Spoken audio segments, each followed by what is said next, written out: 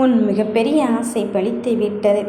என் பிள்ளையே, உனக்கு வெற்றி வாகி சூடும் தருணத்தை தருவதற்குத்தான் இந்த அப்பன் முருகன் உன்னை தேடி வந்திருக்கின்றேன். நான் உன்னை எப்படியெல்லாம் இங்கு வெற்றி வாகி சூட வைப்பதற்காக தயார்படுத்தி இருக்கின்றேன் என்பதை மட்டும் இங்கு பொறுமையாக உன்னை தூக்கி எறிந்தவர்களை பற்றியும் உன்னை வெறுத்துவிட்டு போனவர்களை பற்றியும் நீ வருத்தப்பட்டு கொண்டிருந்தாய். ஐயோ, நமக்கு நடக்குமோ நடக்காதோ, நமக்கானது வந்துமோ வராதோ என்று வருந்தி உன்னையே வருத்தி கொண்டதுதான் மிச்சமாகிக் கொண்டிருந்தது. கண்ணீர் கடலில் தத்தளித்து கொண்டிருந்தாய். அப்பனே முருகனே, நான் உன்னை மட்டும்தானே நம்பிக்கொண்டு இருக்கின்றேன். இப்பொழுது என் மீது வெறுப்பையும் காட்டிக்கொண்டு இருந்தால் நான் எப்படி தாக்கு பிடிப்பேன்? இவ்வளவுதான் என் கருமை வினை முடிந்தே விட்டது. இனி எப்பொழுது என் அப்பனை தேடி போனேனோ அன்று முதல் நான் சந்தோஷத்தின் காலகட்டத்தில் அடியெடுத்து வைத்திருக்கின்றேன் என்று நம்பிய பிறகு தானே எனக்கு சோதனையின் உச்சியை நீ காட்டிக்கொண்டிருக்கின்றாய். இதுதான் நீ எனக்கு தருகின்ற பரிசா என்று கேட்கின்றாய். என் தங்கமே, நீ எதற்காகவும் வருத்தப்படாதே. நீ எதை நினைத்து சிந்திக்கின்றாய் என்று தெரியும்.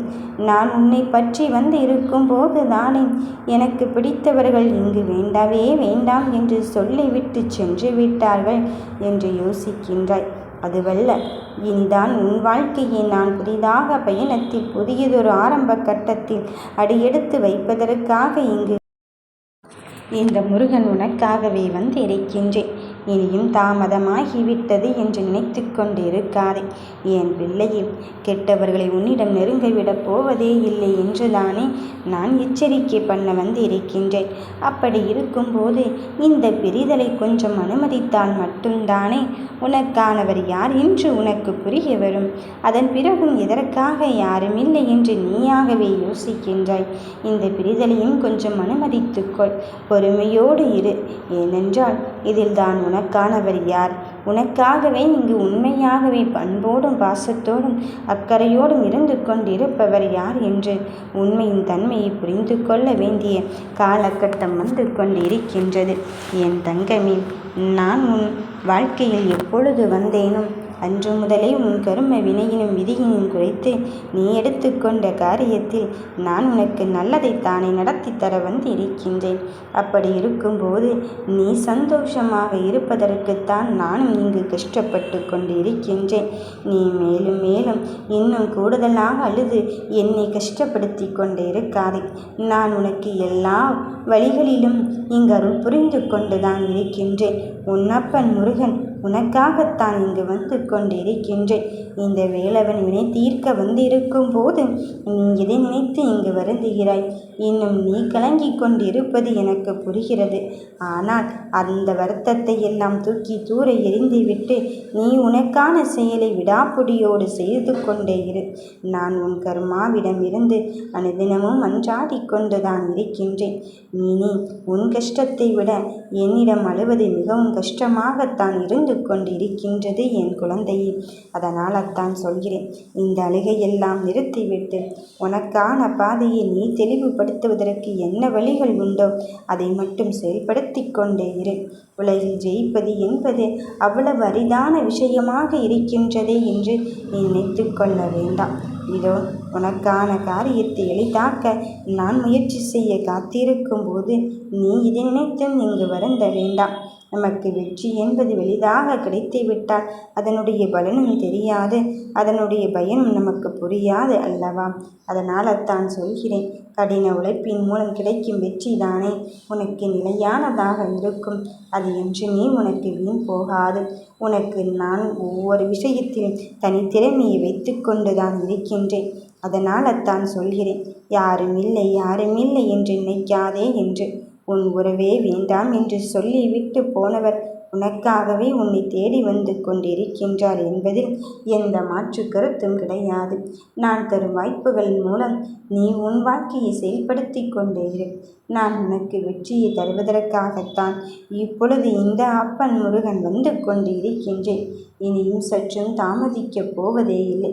என் குழந்தைகளுக்கு நல்லது செய்வதற்காகவே நான் இருந்து கொண்டிருக்கின்றேன். என்னை வேண்டி செய்யும் ஒவ்வொரு செயலும் உனக்கு வெற்றி பாதையைத்தான் அழைத்து செல்லும். என் கண்ணின் மணியின் உனது எண்ணங்கள் மிகவும் வலிமையானது.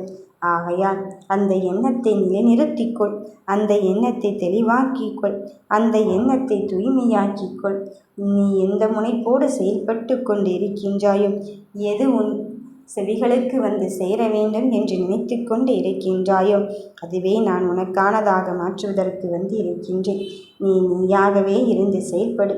உன் முடிவை எடு. மற்றவர்களிடம் கருத்தை கேள், ஆலோசனை கேள். ஆனால் சுயமாக சிந்தித்து செயல்படுவதற்கான வழியை மட்டும் நீ செயல்பட்டு கொண்டே இரு. உனக்கான விஷயத்தில் உன் மனதை போட்டு நீ குழப்பிக் கொண்டு இருக்காதே. என் தங்கமே, நீ தனிமையில் இருந்து யோசித்து செயல்படு. நான் உனக்கான செயலை செய்து கொண்டு இருக்கும்போது எதையுமே நினைத்து கொள்ள வேண்டாம். உன்னையே அறிந்து செயல்படுவாய். அப்போதுதான் நீ ஒரு தெளிவான முடிவை எடுக்க முடியும். என் குழந்தையோடு நான் உதவியாக நின்று உன்னை வழிநடத்த, எப்பொழுதுமே உன்னை வழிநடத்த இந்த அப்பன் முருகன் வந்து இருக்கும்போது உன்னுடைய ஒவ்வொரு முயற்சிக்கு பின்னாலும் நான் இருந்து கொண்டுதான் இருக்கின்றேன். உனக்காக யாரும் இல்லை என்று யோசிக்கவே வேண்டாம். நான் இருந்து கொண்டு இருக்கின்றேன் என்பதை நீ எக்காரணம் கொண்டு மறந்தும் மறுத்தும் விடாதே. நாம் பயணிப்பதற்கு பாதையே இல்லையே என்று தானே நினைத்து கொண்டு இருக்கின்றாய். உனக்கு முன்னால் சென்று கொண்டு இருப்பது சர்வ சாதாரணமானவனாம் என் பிள்ளையே. உனக்கானவன் உன் முருகன், உன் கந்தன், உன் கதிர்வேலவன். அப்படி இருக்கும்போது உன் தொடக்கத்தை புதியதொரு பயணமாக ஆரம்பித்து உனக்கு வேண்டியதை தருவதற்காகத்தான் இங்கு வந்து கொண்டிருக்கின்றேன். நான் சொல்வதை கேட்டு உன் மனதில் நம்பிக்கை பிறந்தது அல்லவா? அதுதான் எனக்கு வேண்டும். உன் சந்தோஷத்தை வெளியில் தேடிக்கொண்டு இருக்காதே. உனக்குள் என்ன இருந்து கொண்டு இருக்கின்றதோ, உனக்காக யார் இருக்கின்றார்களோ அதை நினைத்து மட்டும் நீ என்னிடம் வந்து கொண்டே இரு. என்னை முழுமையாக நீ உணர்ந்தாலே போதும். சந்தோஷத்தில் நுழைந்து விட்டாய் என்று தான் அர்த்தம். இனி நடப்பவை எல்லாம் நல்லதுக்கே என்று எடுத்துக்கொள். நன்மையிலே தான் என்னப்பன் முடித்து வைக்கப் போகிறான் என்று உணர்ந்து கொள். என் குழந்தையே, இன்னும் ஏன் உன் மனதை குழப்பிக்கொண்டே இருக்கின்றாய்? நீ நேசித்த உறவு உன்னை விட்டு பிரிந்து சென்று விட்டது என்றுதானே உனக்குள் ஏற்படும் வழியை உணராமல் நீ இங்கு இருந்து கொண்டு இருக்கின்றானே இந்த முருகன் என்று யோசிக்கின்றாய். யார் சொன்னது? நான் உனக்காகவே ஒவ்வொரு செயலையும் பார்த்து பார்த்து செய்து கொண்டு இருக்கும்போது, அது மட்டுமல்லாமல் என் மடியில் அமர்ந்திருக்கும் செல்ல பிள்ளையாகவே நீ இருந்து கொண்டு இருக்கும்போது நீ எதை பற்றியும் யோசிக்கவும் வேண்டாம், எதை பற்றியும் கலங்கவும் வேண்டாம். உனக்கானதை உன்னை தேடி வந்து மகிழ்வான தருணத்திற்கு அழைத்துச் செல்லத்தான் வந்து இருக்கின்றேன். இனி ஏன் கலங்காதே.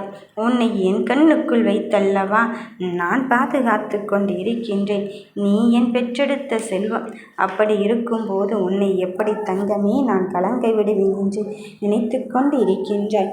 உன்னை போன்ற தூய மனம் கொண்ட உறவை பிரிந்து சென்றதற்கு இங்கு அவர்கள்தான் வருந்த வேண்டும். நீ ஏன் பிரிந்து சென்று விட்டார்கள் என்று வருந்தி கொண்டு இருக்கின்றாய். அவர்களை புரிந்து கொண்டு உன்னிடம் தேடி வரும் தருணத்தை உருவாக்குவதற்காக வந்து இருக்கும்போது நீ உயிராக நேசித்த உறவை பிரிந்து சென்றதை நினைத்து வருத்தப்பட்டு கொண்டு இருக்காதே. அனுதினமும் அவர்களை நினைத்து அழுது கொண்டு இருக்காதே. அல்லாதே. நான் உனக்காக உன்னப்பன் முருகன் வந்து கொண்டு இருக்கின்றேன். உன்னோடு இருந்து கொண்டு இருக்கும்போது யாருடைய அன்பும் நிலையற்றது என்று நீ புரிந்து கொள்வாய். காலம் கடந்து விட்டதே என்று நீ யோசிக்காதே. காலம் கடந்தாலும் அந்த காலத்தை உனக்காக மீண்டும் உருவாக்கியவனை இந்த அப்பன் முருகனாக இருக்கும்போது உன்னருமை புரிந்து கொண்டு உனக்காகவே உன் வாழ்க்கையை இங்கு கரம்பற்றத்தான் போகிறார். என் பிள்ளையே, எது தவறு எது சரி என்று உனக்கு புரிய வைப்பதற்கும் அறிய வைப்பதற்கும் வந்திருக்கும் போது தவறை இழைத்து விட்டேன் என்று உன் எதிராளிகளை உன்னை தேடி வந்து உன்னிடம் மன்னிப்பு கேட்கும் தருணத்தை தான் நான் தரப்போகிறேன். உன்னுடைய குறைகளை மட்டுமே பார்த்துவிட்டு பிரிந்து விட்டார்களே என்றெல்லாம் நீ வருந்தி கொண்டு இருக்காது. என்ன நினைத்தாலும் ஏது நினைத்தாலும் அவர்களுடைய நினைவுகளை அவர்களுக்கு நான் புரிய வைக்கத்தான் போகிறேன் என்றே நினைத்துக்கொள். இறை குறை இரண்டுமே கலந்தது தானே வாழ்க்கை. அதை இரண்டையுமே சரிசமமாக பாவித்து வாழ கற்றுக்கொள். இனி நீ சந்தோஷமாக வாழப்போகும் தருணத்தை உனக்காக நான் தர வந்திருக்கின்றேன். உன்னப்பன் சந்தோஷத்தின் மட்டுமே இங்கு பங்கு கொள்ள வந்திருக்கின்றான் என்று நினைக்க வேண்டாம். தீமையை எடுத்துவிட்டு உன் கஷ்டத்தை எடுத்துவிட்டு உனக்கான நல்லதை செய்வதற்காக வந்து இருக்கும்போது உன்னுடைய வாழ்க்கையில் என்ன நடந்தாலும் நான் பொறுப்பேற்றுக் கொள்கிறேன். கஷ்டத்தை கொடுத்த உனக்கு சந்தோஷத்தை கொடுக்க தெரியாதா? நான் இருக்கிறேன். யாம் இருக்க பயமேன்?